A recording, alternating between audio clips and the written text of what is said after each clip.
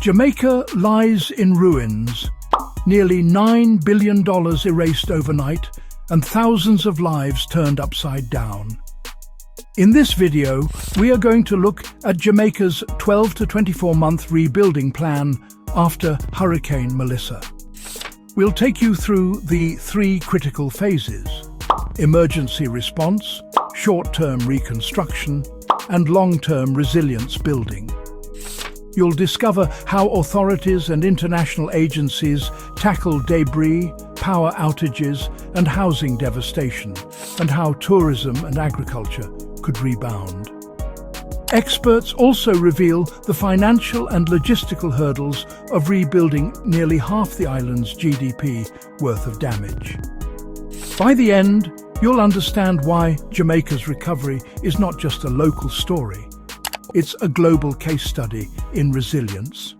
On October 28, 2025, Hurricane Melissa slammed into Jamaica as a ferocious Category 5 monster, the most powerful storm ever recorded to strike the island. With winds reaching up to 185 miles per hour, entire towns were flattened.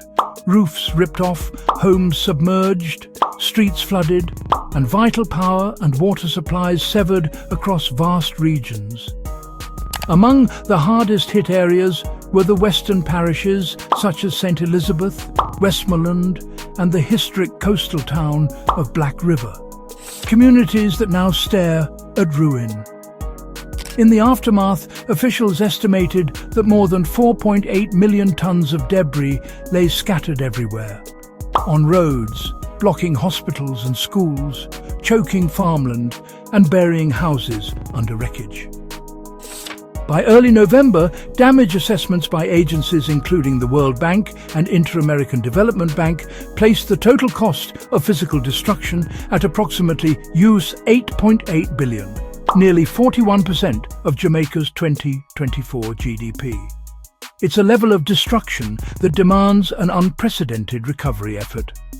But amid the wreckage, there remains a glimmer of hope. Stay with me as we explore how Jamaica might rebuild and what the next 12 to 24 months could look like.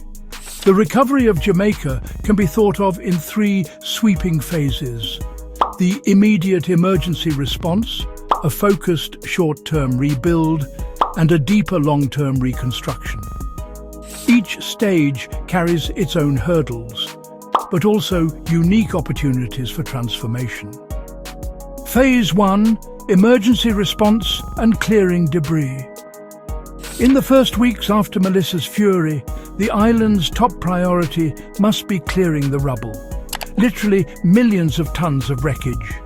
Fallen trees, collapsed buildings, broken furniture, scrap metal, mud, and remnants of the storm's destruction.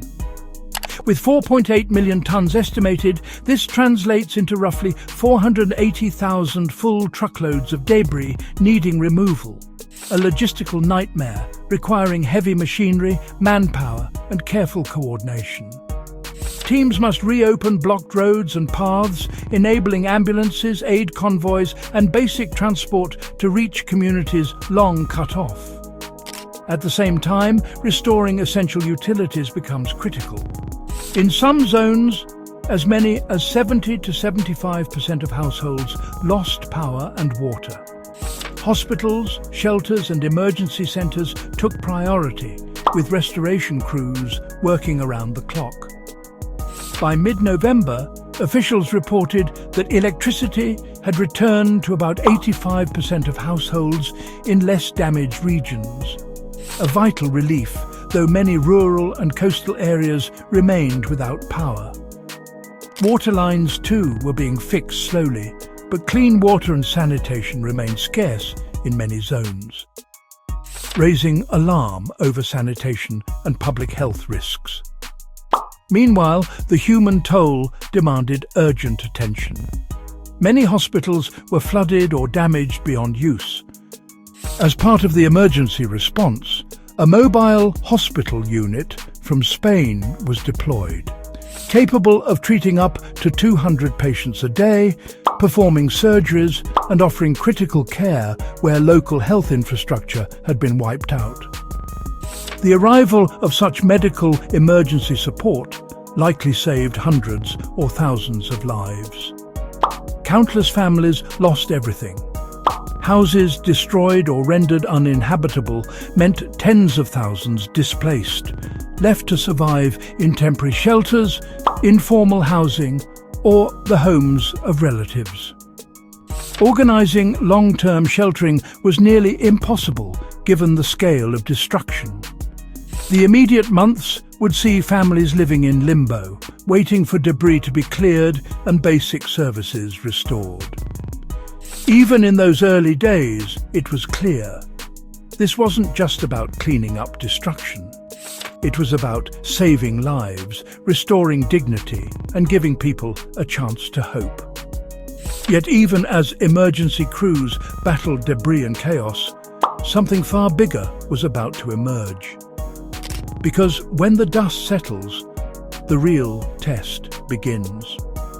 At Phase 2, let's look at the short-term rebuild program. Once roads become passable and emergency services regain basic stability, the focus must shift to rebuilding infrastructure, utilities and essential services, the backbone of daily life. Many roads and bridges were washed out or blocked, isolating entire communities and halting the movement of food, medicine and construction supplies. Clearing the estimated 480,000 truckloads of debris is only the beginning. Construction crews, volunteers, and aid organizations must then work together to repair transportation networks and reopen the supply chains that make long-term recovery possible. At the same time, utility companies and local authorities face the immense challenge of restoring electricity and water systems. Power lines have snapped, water mains have ruptured, and treatment plants are damaged. Reintroducing reliable power and clean water to rural and coastal regions, many already underserved, will require careful planning and, in some cases, complete reconstruction from the ground up. Restoring homes and public buildings is equally urgent. In the hardest-hit parishes, up to 90% of residential structures were damaged, meaning entire neighbourhoods may need full rebuilding rather than minor repairs. Schools, clinics, hospitals and community centres require renovation or total reconstruction. And organisations like UNESCO may help restore education facilities and safeguard cultural sites. Until permanent buildings return, temporary shelters, mobile clinics and facilities like the Spanish Mobile Hospital will remain essential, especially as damaged sewage systems increase the risk of waterborne disease. Displaced families, many uprooted for weeks or months, will depend on humanitarian support, including shelter, food distribution, basic income aid, and access to healthcare, schooling, and clean water. Recovery must rebuild both structures and stability. Jamaica's economy must heal as well, particularly agriculture and tourism. Farmland, livestock, and irrigation systems suffered severe damage, threatening long-term food security, while coastal tourism zones, resorts, marinas, beaches, were heavily disrupted. Their return depends on restoring infrastructure and safety. And through all this, a larger question emerges. What if Jamaica doesn't just rebuild what was lost, but rebuild smarter, stronger, and more resilient than before? Then comes Phase 3, long-term reconstruction and building a resilient future. If the next year or two is guided with vision, Jamaica's recovery could become far more significant than simply restoring what Hurricane Melissa destroyed. With more than $8.8 billion in damage, the worst in the nation's history, the scale of reconstruction exceeds what any government can manage alone. This means international aid, private investment, global development funding, and major public-private partnerships must converge. The world will need to invest not only in rebuilding what fell apart, but also in designing long-term resilience. A central priority will be constructing infrastructure capable of withstanding increasingly violent hurricanes, rising sea levels, and severe flooding. The devastation caused by Melissa has become a real-time case study of the risks vulnerable countries now face. Rebuilding will require stronger building codes, elevated housing, improved drainage systems, seawalls where necessary, and far better early warning and disaster preparedness systems. Entire guidelines for construction in coastal and rural areas may need to be rewritten for the future. Public services must also be rebuilt: schools, clinics, community centres. Yet recovery will mean more than restoring structures. The emotional and social wounds left by displacement, loss of homes, interrupted livelihoods, and the death of loved ones demand attention. Real healing involves reviving hope, strengthening community bonds, and ensuring the poorest and most affected households receive fair access to aid, housing, and opportunities.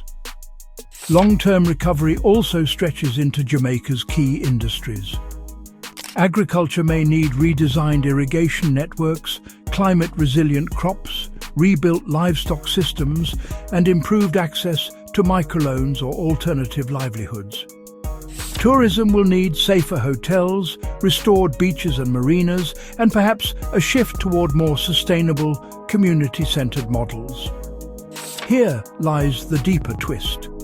Jamaica's reconstruction could become a global turning point. With damages equal to 41% of its GDP, rebuilding must go beyond replacement. Global institutions now face a choice: treat this as routine relief or as a chance to redefine climate-era recovery. If stakeholders commit to resilient design and inclusive rebuilding, Jamaica could become the world's leading example of disaster-to-renewal transformation.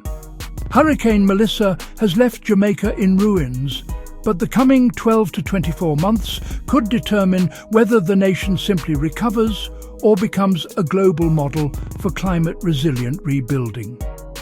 If this analysis opened your eyes, give this video a like, share it, subscribe, and let me know in the comments whether you believe Jamaica can emerge stronger.